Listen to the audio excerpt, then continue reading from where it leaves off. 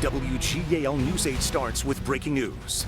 Breaking details this afternoon. An officer-involved shooting earlier this month in Upper Allen Township. Cumberland County District Attorney Sean McCormick saying the deadly shooting was justified. It all happened June 7th when police from 3 different departments responded to a shooting on Oakwood Avenue. The DA says Jeffrey DeJesus fired multiple shots at officers, 2 rounds hitting a police vehicle. He explained officers tried to get DeJesus to come out of the house. When he finally appeared, DeJesus fired at the officers. Now, one officer returned fire, hitting DeJesus once. The DA says DeJesus then took his own life, shooting himself in the head. We will continue to follow this breaking story and bring you more throughout the newscast. Yeah, AJ's in right now. We'll hear from him later. Also, we're following breaking news where the National Weather Service has confirmed a tornado touchdown in Lancaster County. Yeah, the EF1 touchdown and hit Little Britain Township during Sunday's storm at south of Kirkwood. Yeah, we want to go live out to News 8's Meredith Jorgensen joining us now in some of the areas where the system touched down. Meredith, what are you seeing?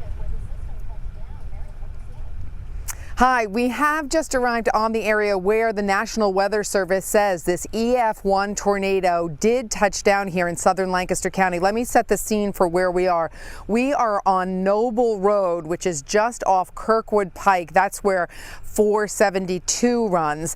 And they scoped out about a triangle of space for Kirkwood Road, Noble Road, and Wesley Road. It's a pretty big swath of area where they noticed trees down and limbs down. You can see some of the limbs, small pieces of tree down behind me, but they say that this is an indication of wind speeds of about 100 miles per hour, which does rate as an EF1 tornado. Now, you should realize that there is also an EF0 rating, that you could have a tornado and have it be an EF0, but this calculated as an EF1 when the National Weather Service came to visit this area from the State College area earlier this morning. Now, this is several miles north of where my crew and I visited yesterday to see some storm damage from Sunday night's storm.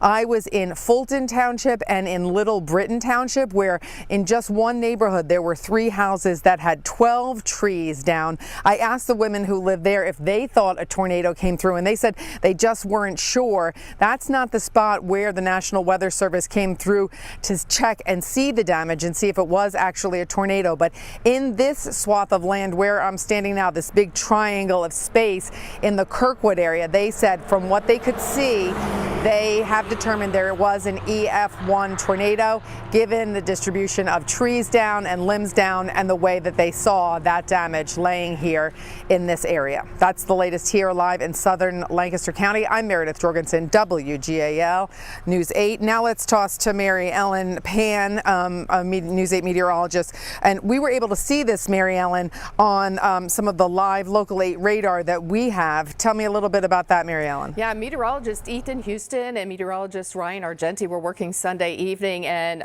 Ethan noticed the velocity, which was showing a nice couplet where winds are going in one direction and winds are going in another direction, and they knew that they needed to get, it was a severe thunderstorm warning with a tornado possible. So they went on air, and as soon as they talked about it, and as soon as they went on air, the tornado warning was issued. And it was a good thing because, you know, an EF1 can produce winds of 86 miles per hour and 110. This was 100 miles per hour. Now, what we still don't have, this is a preliminary report. We still need to know how long it was on the ground, the path, and the width, and we'll get more information as it becomes available from the National Weather Service. They are also still surveying the area of York County, where there is also some damage there. We'll hopefully get some information on that as soon as possible. You could see the flames shooting up, and the smoke started to get thicker. You could smell the smoke. A business damaged, apartments condemned, and people now left homeless after a large fire ripped through a building in Lebanon City. News 8 Sarah Metz is live along Cumberland Street, where that fire started just this morning. Sarah, what can you tell us? Yeah, Yasmin, you can see the busted out windows on top of this building behind me. It's actually the 4th floor of the building, and the Lebanon City Fire Chief believes that's potentially where the fire started. And even though it was mostly contained to the top of the building, the apartments and businesses on the bottom floors have substantial water and smoke damage. Now, this is what the smoke looked like just after 9 o'clock this morning when crews were notified of the 3-alarm fire. The Lebanon City Fire Chief says he believes the fire spread from a top floor of the downtown lounge building to the building next door, which has the same type of layout, a business called Level 11 on the bottom and some apartments up top. Crews say that type of structure played a role in how they attacked the flames. Narrow building and, old construction, but thanks to their efforts, we were able to chase that fire down and get it that it didn't do worse damage. We still have extensive damage, but it could have been a lot worse. With this type of construction, a lot of the floors are drop ceilings, so in order to expose any of the fire above it, we have to pull all that drop ceiling, and that drop ceiling is a combination of insulation and fiberboard, so that's why they're all covered in it. Now, the chief says everyone made it out okay, but multiple residents are displaced. The Red Cross said they helped assist 13 today.